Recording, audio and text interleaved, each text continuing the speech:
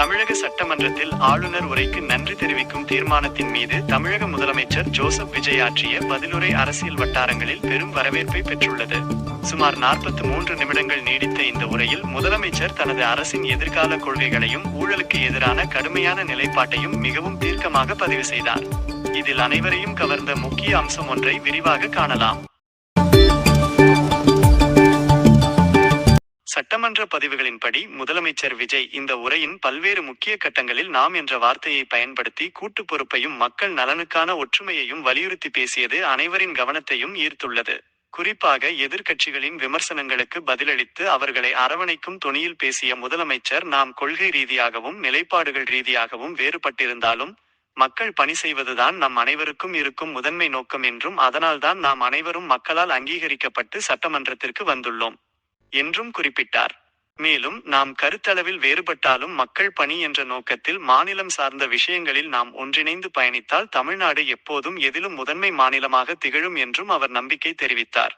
தனது தமிழக வெற்றிக் கழக அரசின் வெளிப்படைத்தன்மை மற்றும் தூய்மையான நிர்வாகம் குறித்து பேசுகையில் நாம் என்ற வார்த்தையை இன்னும் அழுத்தமாக பயன்படுத்தினார்.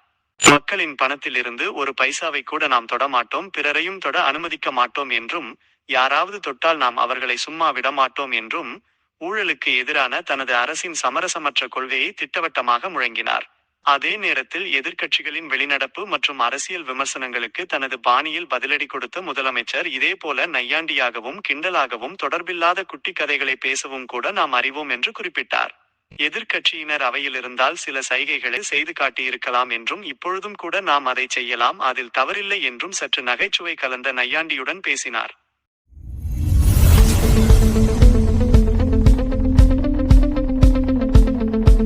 பொதுவாக சட்டமன்ற மரபுகளின்படி முதலமைச்சர்கள் எனது அரசு அல்லது இந்த அரசு என்று குறிப்பிடுவதே வழக்கம்.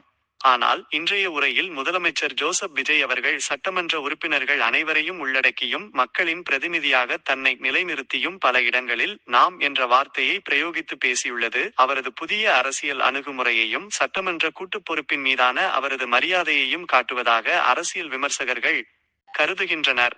கடந்த காலங்களில் அண்ணா மற்றும் கலைஞர் போன்ற திராவிட இயக்க தலைவர்கள் நாம் என்ற வார்த்தையை சில முறை பயன்படுத்தியிருக்கிறார்கள். மாநில உரிமைகளை மீட்டெடுக்கவும் கூட்டாட்சி தத்துவத்தை வலியுறுத்தவும் பயன்படுத்தினர்.